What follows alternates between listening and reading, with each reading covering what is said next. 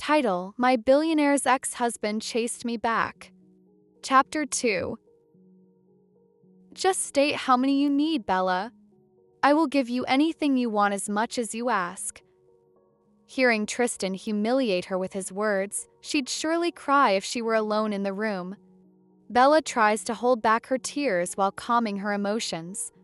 Tristan, Bella's voice slightly shaking, I want to hear your reasons. Why did you ask for a divorce?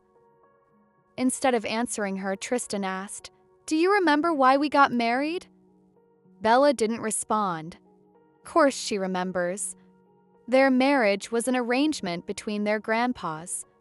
Old Donovan forced Bella to marry into the Sinclair family.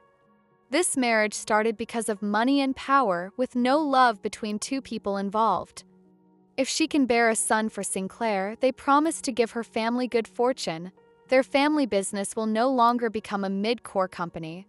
Sinclair pledged to help Donovan Group become the top company in the country. Married for benefit, something Bella hated the most, but she couldn't refuse her grandpa and father at the time. She was powerless. Her only option was to accept the arrangement and marry the man she never met before. However, she was stupid enough to make a big mistake after marrying Tristan Sinclair. She fell deeply in love with him. Now she regrets it. Bella, maybe you already forgot after 4 years. Let me remind you. Her parents want you to carry on the Sinclair family line. But you haven't gotten pregnant yet. Tristan continued. What am I supposed to do now? I can't wait another year. You know that, right? Why you? I understand. Bella interrupted him.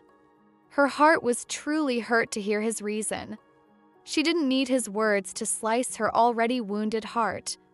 During their 4-year marriage, she had tried so many ways to give him a child but was unable to get pregnant until now. She couldn't possibly get pregnant just because she wanted to, as she couldn't force God to let her get pregnant. Bella felt like she was living in hell during their wedding, stressed about not getting pregnant. She had to endure the humiliation she received from her mother-in-law. She verbally abused her almost every day. The most painful part was that her parents also despised her because for 4 years she couldn't bear a child and couldn't hold Tristan's heart. Well, Bella, at least you are now free from all those painful. She tries to cheer her broken heart. However, Tristan's following words once again shattered her last bit of patience and calmness. Glad to know that. All right, now sign the papers and stop creating drama, Bella. You don't have to worry. I will give you alimony, enough for you to spend the money for the rest of your life.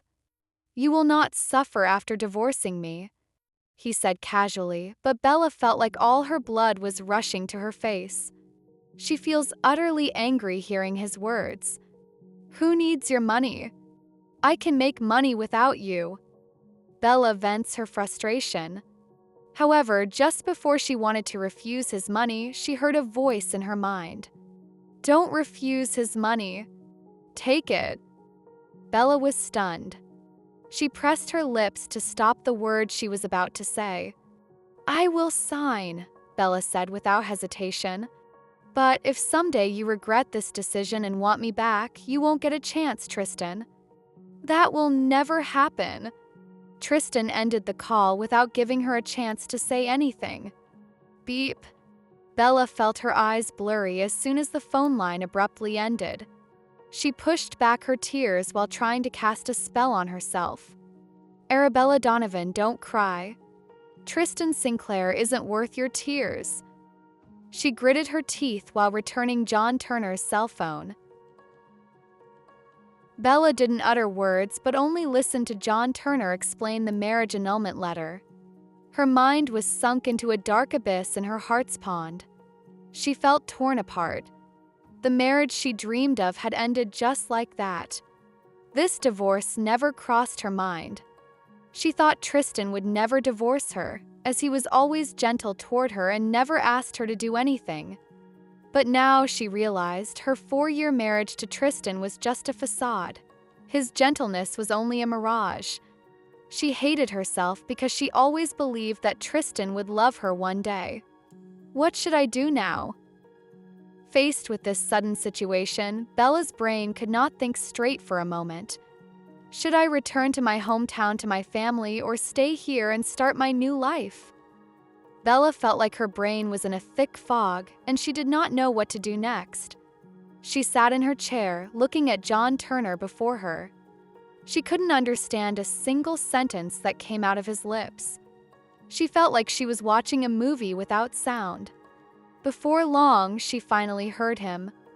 "Ms. Donovan, you just need to sign here." John Turner pushed the paper toward her and pointed to the part she had to sign. Bella took the pen, but before writing her name on the paper, her hand stopped when something flashed through her mind. When John saw Bella didn't sign, he said, "Ms. Donovan, I want to clarify the alimony. Mr. Sinclair will transfer it to your account. And also, the house you live in now will be handed over to you. You will also get some shares in the company. Please send all the money to this account." Bella write her bank account, which she never accessed after marrying Tristan. Swiss bank account? John Turner looked surprised that this woman had an account at a bank known only for tycoons. "Yes. I need your help selling the assets Tristan gave me. All the money and shares he gives me should also be sent to this account," Bella instructed. Bella will never stay at their marital house alone because she will always remember him if she remains there, and her mother-in-law's house is just next to theirs. How could she survive life in that place? "Miss Donovan, you..." John was surprised this woman wanted to sell the house. The houses are located in the most expensive neighborhoods in this country. Only famous and wealthy people can own a house there, and not just anyone can buy property there. "Yes. Why do you look confused?" "Are you sure you want to sell that house, ma'am?" "Of course. Sell it after I move out," Bella said. She signed the marriage annulment paper without hesitation. After she finished signing the paper, she turned to see John again. "Mr. Turner, you can go now and tell him if he sees me one day. Ask him to ignore me because I will do that too." Bella averted her gaze from John Turner because she didn't want this man to witness her sadness. She wanted John to tell Tristan that she was okay with this divorce.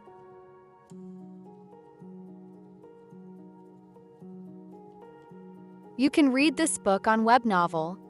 Please check the link in the description. And don't forget to subscribe to this YouTube channel. Thank you.